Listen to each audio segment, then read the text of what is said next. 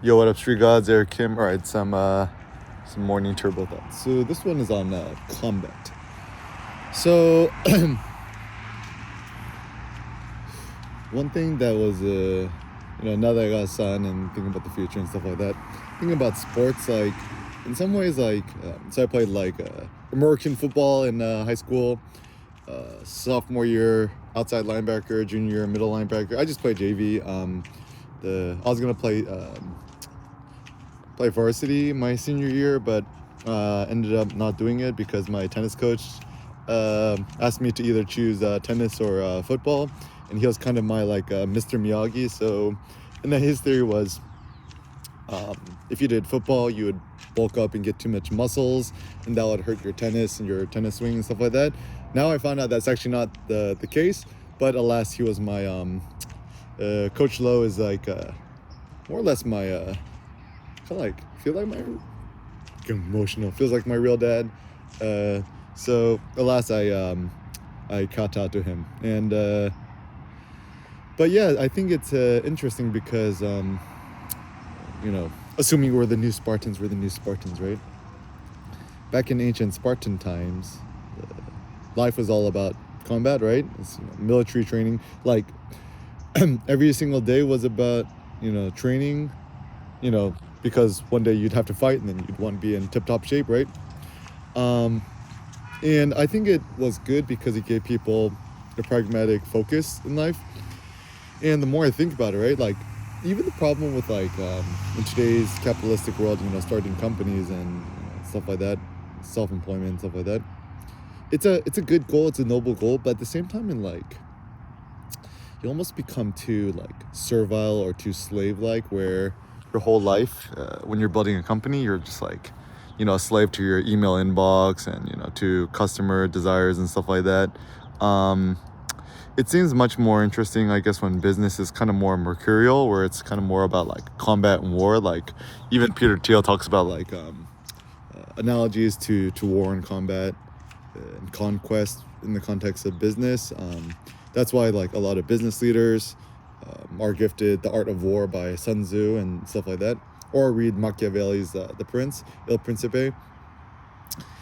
And I think some sort of physical challenge or combat is good.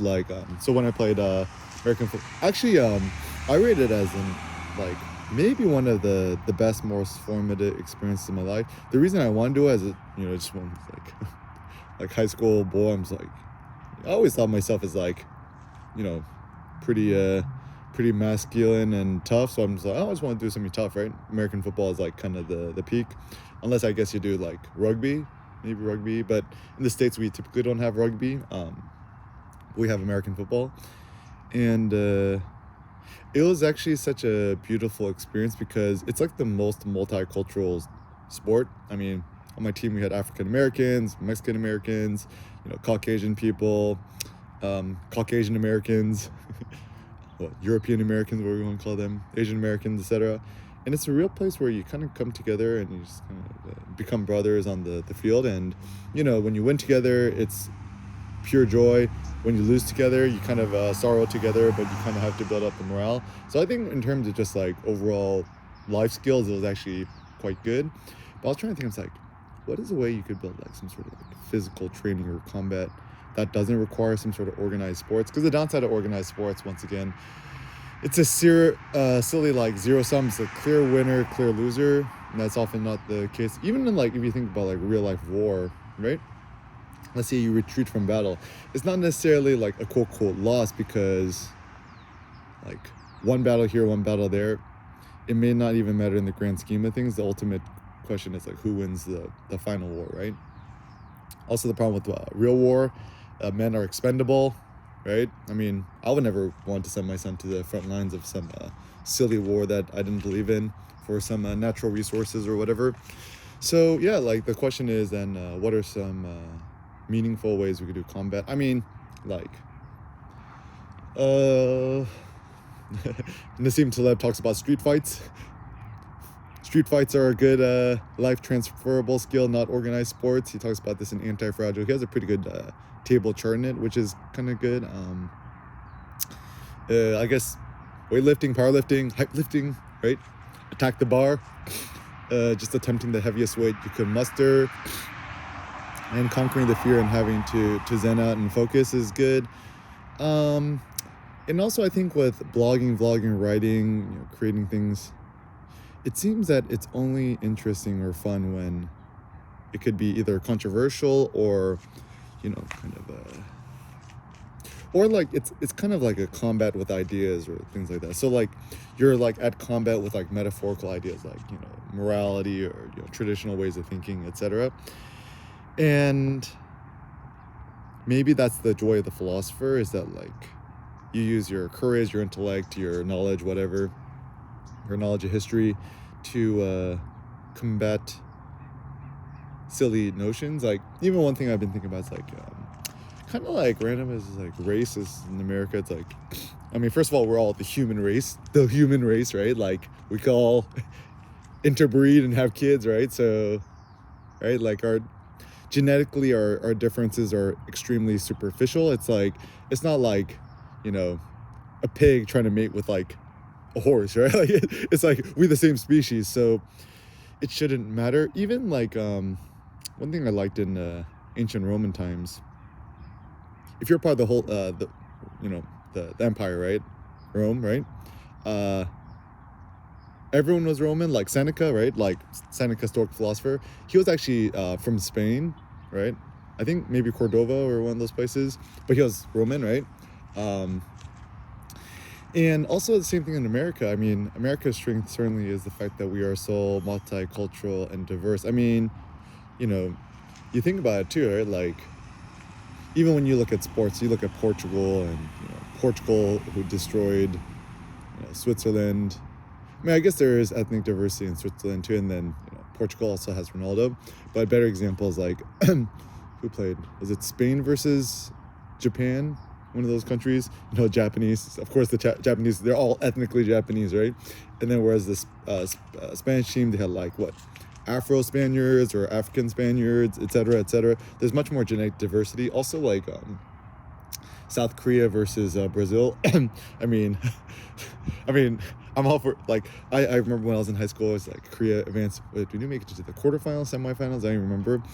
So I'm like all about it. I'm just like, man, watching Korea get destroyed by Brazil. I'm like, it's interesting. Look at the Brazilian team. Everyone has their hair bleached and everyone looks different and has like face tattoos and stuff like that. Koreans all look Korean, and so I think actually the strength of the human race, the human species, comes from our diversity. The whole thing's like, oh, you white, right? Like, for example, Steve Jobs, his mom was Caucasian, but his father was Syrian. So if you're from Syria, are you cocoa white? Right? And then his mom is Caucasian, right? So it's like, so I think it's like in America, it's like when you talk about white, are you talking about like skin pigment? Like like if you are above a certain hex value, are you white? You below a certain hex value, are you not white? But then again, once again, like interesting things like Kim Kardashian, right? You think about Kim Kardashian, is she white? No, she's Kim Kardashian, right? Like, I mean, honestly, I think people don't really question it, but I think people, like, the problem is when you talk about somebody being as white, you're essentially saying that they are like a higher caste system, or they are rich or successful or worthy or whatever. Even when I was at Brown University, elite Ivy League school, met some kids who are African American, right? And talking with them. And I actually found out that, like, essentially at the end of the day, like, colloquially speaking, right? He was kind of more of a quote white boy than and then this is kind of like my my fallacy, right? Because I'm just like, I'm Asian American, you're African American, like we probably have more in common. But then I find out his family is like from like what's that one rich place in New York? And then even the way that he talks and stuff like that, like kind of the uptight East Coast talk, and then kind of stab me in the back. But anyways, so yeah, essentially the whole race thing is, I think it's kind of more of a social economic thing, right? Like, so for example, like, if you're a Jay-Z and Beyonce, right? Are you even cocoa black no more? I mean, certainly morphologically speaking, you look at somebody's face, right? It's like, yeah, you look African American descent. I could see that, but in terms of like all these like quote unquote race politics, I think it's kind of foolish. And also I think that where politics is kind of a empty pursuit is that everyone battling and combating each other, but then there's no real progress that's ever made, and and especially because like at the end of the day, you either vote or you don't vote, right? You vote a certain way. I mean, the only way I suppose you could change the needle is if you actually go out and canvass for a certain party, or you try to convince your friends to vote, I suppose, a certain way. But what even the ancient Romans, right? Anything that had to do with office or soliciting for votes was seen as, base and kind of not worthy. And so the philosophers, quite wisely, they ignored modern day politics for the most part, and they instead try to focus on philosophizing and creating ethics and schools of thought that would hopefully echo for another 1,000 years, 2,000 years, 3,000 years, hundreds of years, whatever. And I think they're pretty effective. Like even the Stoic philosophy of my best friend Seneca, who I named my son after, with Cindy. It was actually Cindy's idea. At first I was like, I'm kind of over Seneca. And she's like, no, it's a good name. And initially before Seneca was born, we thought that he was going to be a girl because we decided not to reveal the gender thing. Then he came out as just like, it was kind of more of a shock. And so,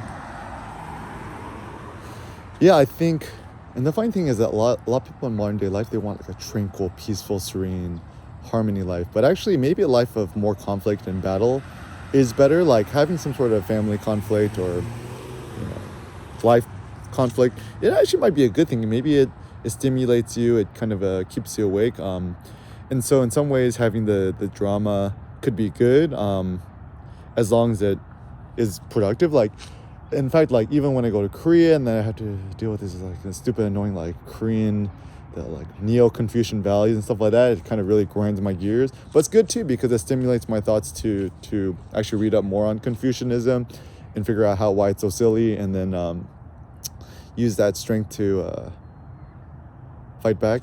Nietzsche wrote a book called The Antichrist. It's not like one of those like devil worship books. It's just a critique of Christianity as religion. And it's actually funny because actually Nietzsche himself, when he just like looks at the life of Jesus, he's like, yeah, Jesus is pretty cool, but then St. Paul, he's like, yeah, it kind of bastardized his teachings and stuff like that.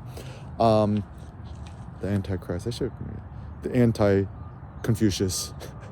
I should make a book, The Anti-Confucius. Sounds pretty. It's so funny because Koreans are so nationalistic, all about Korea. I'm like, bro, don't you understand that Confucius was a man? He was a Chinese man from China, and all of the quote unquote Korean values that we got are essentially neo-Chinese values. So it's like, if you really wanted to be pro-Korea, shouldn't you just abolish Chinese Confucian notions and just create something new? But alas, I think Korea hasn't had enough time to create a truly distinct culture. I do love the Korean architecture. I think that's actually distinctly Korean. A lot of the traditional music is quite Korean. But in terms of the school of thought, I think Korea needs something new. Even now, kind of like this weird like bastardization between like Hangul, the Korean language, and shout out to Kim Sejong, and American values. So it's kind of this weird hybrid, but I still think Korea has a shot. Korea's got a shot. Don't worry, I'm working on Korea. Oh, I just put the details from my Hadong, South Korea, HADONG, South Korea, my Zen photography retreat. Just Google Eric Kim workshops, and there should be info there. But yeah, I think maybe the best way to live life is, if you're going to write something, blog something, or vlog something, make sure that there kind of requires some sort of battle against a certain idea, ideology. There needs to be some sort of controversy. When you share your ideas and your thoughts, maybe the best way of figuring out what you're saying is useful or not is when you're talking about something, it's like, this might be misinterpreted or taken out of context or seen as racist, sexist, somethingist.